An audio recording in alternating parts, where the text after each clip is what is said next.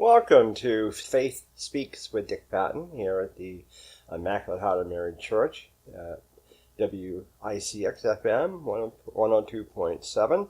And I'm very pleased to have today as my guest, Father Ray Ball, Reverend Ray Ball. I guess now you have a title of Very Reverend Ray Ball because you're the Dean of the Deanery here? Right, the Dean has, which means a Vicar Forain, which within the Diocese of Manchester, New Hampshire, our state, there are 9 areas groupings of churches, and the bishop appoints somebody called a dean or a vicar forain who is his representative in that area. This comes from the 1600s, when you can just imagine a bishop having a large region without transportation, and he would assign a priest in a distant area to kind of be his man on the scene, so to speak, the bishop to let the people know their concerns, their needs, so the bishop could be a shepherd outside of his region. And so that tradition has continued to our day. So a vicar forain, forain means a geographic area. Otherwise, I told the bishop I'm a vicar for rain or for sunshine. Oh, there you go. I was wondering which rain you were talking about, R-E-I-N or R-A-I-N? F-O-R-A-N-E, but that way you're going with it. R-A-I-N. Okay. Yeah, okay, now you're going with it. And, of course, you've been here at Immaculate Heart now, 5 years or 6 years? It'll be 5 years this March 21st. Coming down from the North Country, and, of course, you had served previously down this area anyway. If I remember right in our conversations, weren't you in Manchester or something? Or right. Seacoast? Well, I started out in Keene. I was ordained in 1987. So I was in St. Bernard's in Keene from 1987 to 1990. Then Immaculate Conception in Nashua from 90 to 93. And then Manchester, 93 to 2002, 9 years. Right. And then up to Lancaster from 2002 to 2011. And 2011 to the present here in Concord, so 5 different places. Just out of curiosity for our listeners today, how do you get chosen for a certain area? I mean, do you get a list every so often from the bishop who says, okay, I have this, and this open, anybody interested, check off and send in? Or does he call you and say, I'm sending you to Pittsburgh, no questions asked, pack up and go? Is it just your choice? Well, in the past, they would send around a survey for us. We could indicate parishes we might have an interest in or areas and so forth, so they give a profile.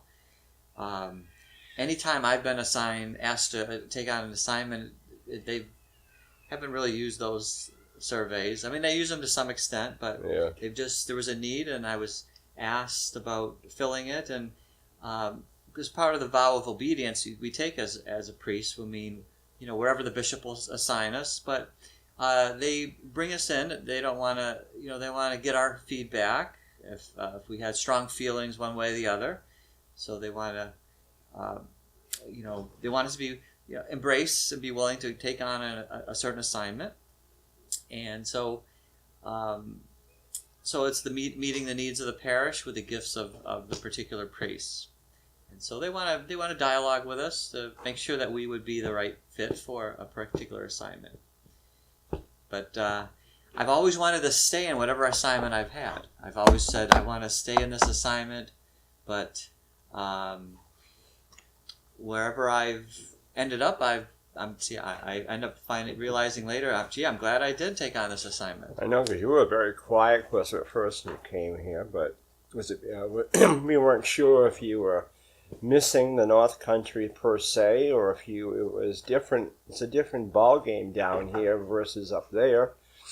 Not just because of church, but in many organizations. I mean, the northern sector of the state is a little bit different as far as what goes on down here. We're much busier down here. In some cases, much larger or whatever. But you seem to have adjusted very well, and I know I myself have come to really enjoy having you here, and it's been a nice change. And But now you're coming into, I'd hate to say the busy season, but we just got done with Advent, and now we're coming into Ash Wednesday, and then, of course, Lent. And myself personally, and I've told you this in our conversations, I love Advent. Advent has always been my favorite time of the year. Not because it's associated with Christmas, but it's just, I don't know, it's just a different season. Lent is a little more like, in a way, a somber time, but yet it's not supposed to be, but it is. And so it's Ash Wednesday. You're not supposed to have any meat at all on that. You're supposed to fast all day, right, on Ash Wednesday? Right. There's 2 days of fast during Lent, Ash Wednesday and Good Friday. Okay. That means fasting, only eating the food equivalent of 2 meals at 3 times. So, and no snacking in between. Mm. And the whole idea is to realize that, our deeper hunger. And so it's been a tradition in the church, and taking from Jesus' own. He fasted for 40 days before he began his public ministry. The people of Israel were in the desert for 40 years, so that time of a preparation for something, to focus our attention, that discipline, opening our hearts, our spirit, our life to new life. Spring, as we know, happens in nature, but it doesn't within a person. It doesn't happen automatically. There needs to be a conscious focus, awareness, to open ourselves to be a channel of grace, of love, of life. And so Lent is that time. So the discipline of fasting is not an end in itself. It's to foster this life. And in addition to those days of fast, all Fridays of Lent are to be without meat. So, of course, there again, not because it's an end in itself, like there's a virtue, but it keeps you focused on the meaning of the day in terms of letting go of something in order to embrace something higher, greater for your life. Now, it's funny, it's odd because, I haven't been Catholic all my life, but I can remember as a kid, I had Catholic friends, and of course, Fridays was never meat on Fridays, it was always fish on Fridays. Then it stopped, and basically just fish on Fridays from through Lent only. Then after Lent was over, Easter came, and then you could go back eating meat on Fridays. Why the stoppage? Right. Well, there was a time when every Friday throughout the year was meatless. Yeah. And then the change came just Fridays during Lent. So it was coming out of, Fridays are still considered, to do something in something else. They're considered days of reminding ourselves of we're called for sacrificial love, and it can be other things besides, there's more important things than abstaining from meat. But the reminder has remained during Lent, but in order for something to realize something greater than the not eating meat is for the sake of something else. It's not a virtue in and of itself. But there was a change in the church for that practice. So to come up with other things that a person could do. Interesting. And then, of course, during Lent, you have now Ash Wednesday is not a holiday of obligation, but still, the churches will be full, and the ashes on the forehead basically indicate, was it? I can't remember, repeal and repent or something like that. No, how did they say that when they the ashes on your forehead? Well, there's a couple different things that can be said. One of them comes from the book of Genesis. Remember that you are dust, and into dust you shall return. Yeah, that's what I remember. Okay. A reminder of that we are composed of, made from the dust of the earth. Okay. It said God breathed into into a person the breath of life, and in order for the dust of who we are to not simply be bandied about by the winds of life. To allow the Spirit of God to once again take our dust and form it and create something new. And so it reminds ourselves that we are dust, but we're also more than that. We're also made of have breathed into us God's life, His Spirit, and so that for that dust to be created anew into a new creation. But reminding ourselves that it doesn't happen just automatically. Our dust we can just live a life of just following the crowd or following the current culture or whatever, and then in a sense we're like dust in the wind, being blown about, rather than formed from a greater wind of God's life and Spirit from within. So I like those words. Remember that you are dust, and it's dust you shall return. Yeah. It reminds me of that old song, dust in the wind. We can just be dust bandied about, Sure. or formed anew. And the other thing that can be said is, we repent and believe in the gospel and the good news. So turn your life around. We realize we can't just do that ourselves. Willpower. We realize we need greater strength. So it's by opening ourselves, realizing we have sinned. We haven't been our best selves. We are susceptible to, while we all seek love and to be loved, we sometimes try to find that in things that don't fulfill our heart and don't satisfy, and so to let go of those things in order to embrace what is truly meaningful and fulfilling in our life, a life of faith, hope, love, service. That place where God is supposed to be, that we've put other things in its place, and that's really what we call a sin. When we've haven't hit the target, we've tried to put something in place of God where He should be, or where other people should be. We've put things. So it's this kind of reordering our priorities, our values during Lent, to be an instrument of life and peace for our world. Interesting.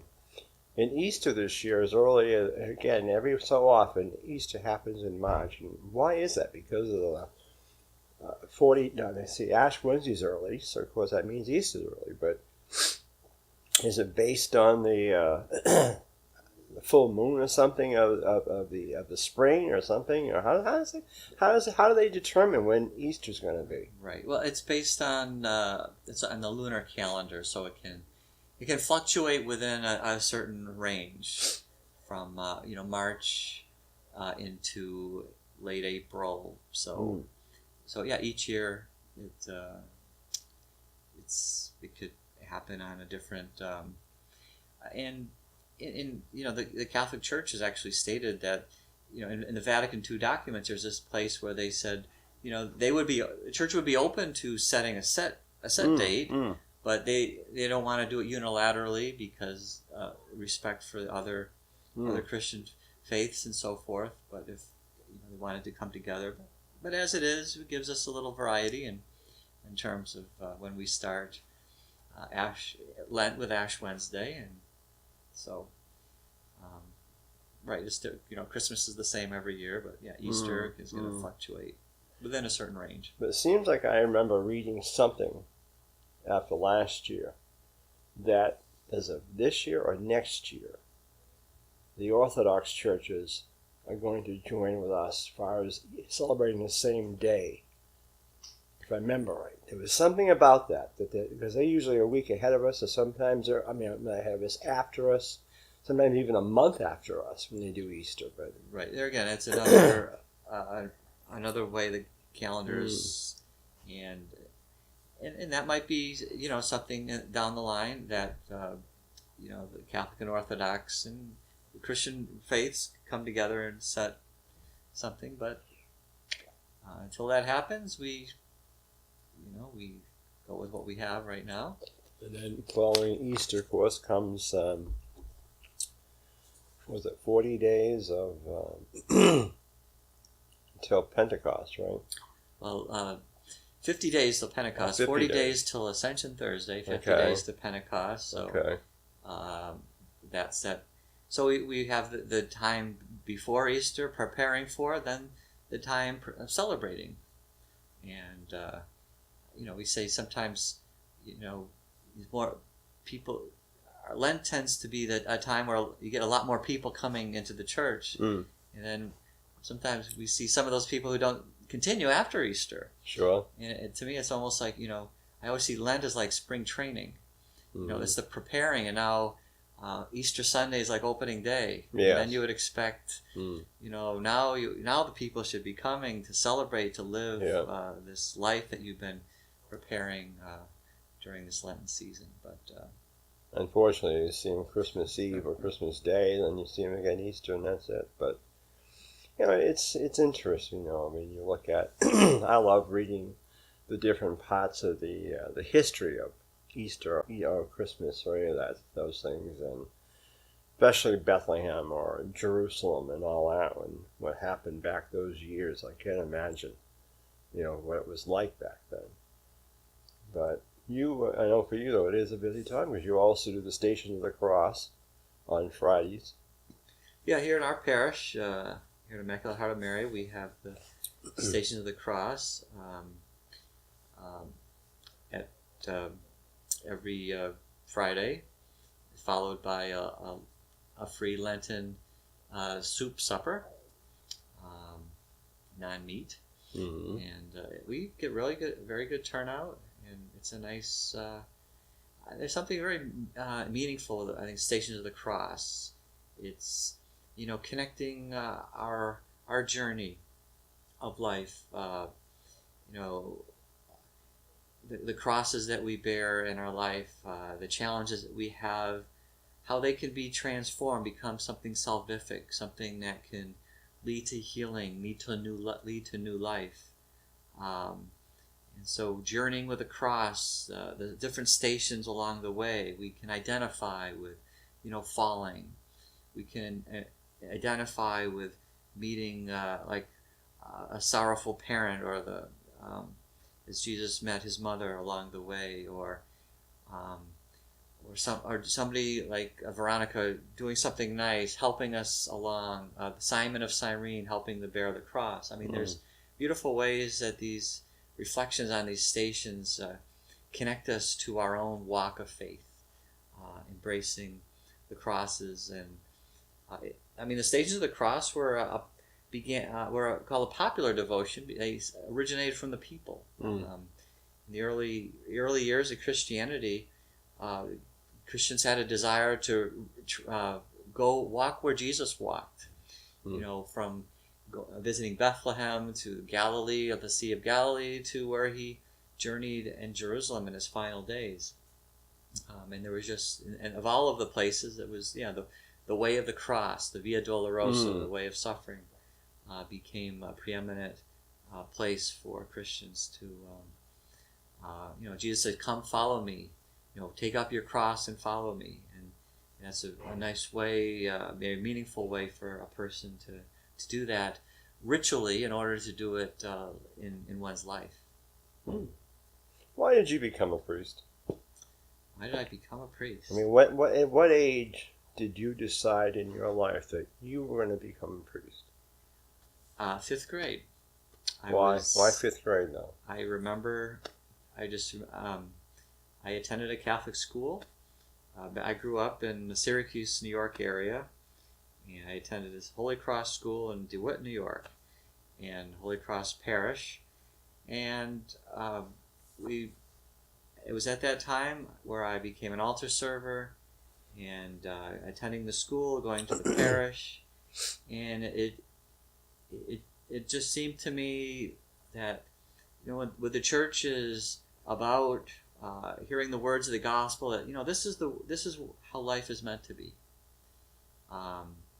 and that wanting to be a part of that, that to me was at the of all the other things in life, that was, that was to me first, to serve God and His people, and being a part of that in the church. I was getting a glimpse of it being an altar server, attending the parish, going to the school, and I think some of those ideals in youth, inspired by, seeing the priests and the sisters and my own parents, and that, I just had this. I felt drawn to, saying, I can see to become a priest, and I remember that just kind of planted in my heart and my mind that I was heading in that direction, and it stayed with me for, that never went away. And so when I came to the end of my high school years, I spoke to my parish priest, and he, I said, I feel I'm called to the priesthood, and that's when I first came to New Hampshire. When I attend college, he encouraged me to attend a college that had a formation program, so I attended Magdalen College, which is now, of course, Northeast Catholic College. I attended when it was in Bedford. Now it's up in Warner, and that stayed with me throughout my college years. And then at the end of my college years, I decided to stay here in New Hampshire, and I applied to the Diocese of Manchester and attended seminary for 4 years at St. John's Seminary in Boston. And, here I was ordained in '87, and been serving the priesthood ever since. And like I said, it began as a young kid, just feeling that there was something special and unique about the work of God continuing in the church, and wanting to embrace that life as in the ministerial priesthood. I'm surprised you didn't want to go back to New York, though, and to become a priest out there, but stayed in New Hampshire. Well, initially I thought I would be a priest back home in the Syracuse area, and in Marcellus, New York, where the little town that my family still lives. But I ended up, when I was up here for college, I got to know some of the priests and so forth up here, and I talked to a few, and I ended up saying, to me it wasn't as important where I was. Wherever I felt called or being led to, and so serving here in New Hampshire or New York, either one would have been fine with me. But as it turned out, I'm happy the way things have worked. So you're nearing your 30th anniversary coming up next year, then? Yeah, that'll be 2017 would be 30 years. 30 years. Already. Flies by. A lot of changes in that 30 years, though. Right. As you go through, you change as a person. It's been, I would never realize so many of the opportunities to have served, not only through being a priest and working in a parish, but I've worked in schools and colleges, summer camps, scouting, coaching. I've coached basketball and baseball. I've over the years teaching. There's been a number of different ways that the priesthood enables you to serve people in hospitals and prisons and nursing homes. Being with people in the peaks and valleys of their life, as well as everything in between. And there's something privileged about being able to enter into a person's experiences in their life and to help them to find, the divine, the sacred, to experience God in daily life. The kingdom of God is at hand. To say yes to that, to share the compassion and caring, let people know they're not alone, to be a part of that work of the Good Shepherd in the world. So there's so much reward and meaning and in doing that. I mean, there's challenges, there's difficulties, as in any vocation, as a married person or as a single person. But there is rewards in the midst of it too. Sounds good. I just, I'm just amazed at though now, and we seem to be seeing a lot of men going in the diaconate, but the priesthood itself doesn't seem to be as many young men hoping to go into that. I just whether it's today's challenges or I think some of the cultural supports. There was a time when, I think there was much more in the culture, like a lot more going to Catholic schools, and a lot more priests and sisters, and but when some of those things were lessened in terms of the numbers. But I think the priests that we have now, there's a good quality. Yeah. I think less quantity, but a good quality people. Yeah. Many from second careers, older or mature, who've been out in the world, who have realized, there's some. I want to find more to my life and to my how I serve people, and sure. So we've been very fortunate to have a really good number of new candidates. We could use some more. And, would love to. Any people out there who might be interested in a vocation, I feel, I'd always be happy to talk and share, help someone to discern whether this might be their calling as a priest or as a deacon, religious, or all the vocations of marriage and single life too. Sure, good. Well, we've been visiting with Father Ray and talking about church with Easter coming up, and possibly those who are interested in the priesthood or some kind of religious life. So give him a call here at Immaculate Heart of Mary Church here in Concord at 224-4393 and talk with him. And with that in mind, I'll come to a close of Faith Speaks. Again, your host, Dick Patten, and thank you again for the honor of hosting a show. And listen to us on 102.7 FM, WICX Catholic Radio. So with that in mind, thanks for joining us, and we'll look forward to seeing you soon. God bless you, Father, and bless you all out there in the world today. Thank you. God bless. Thanks for listening. You're welcome.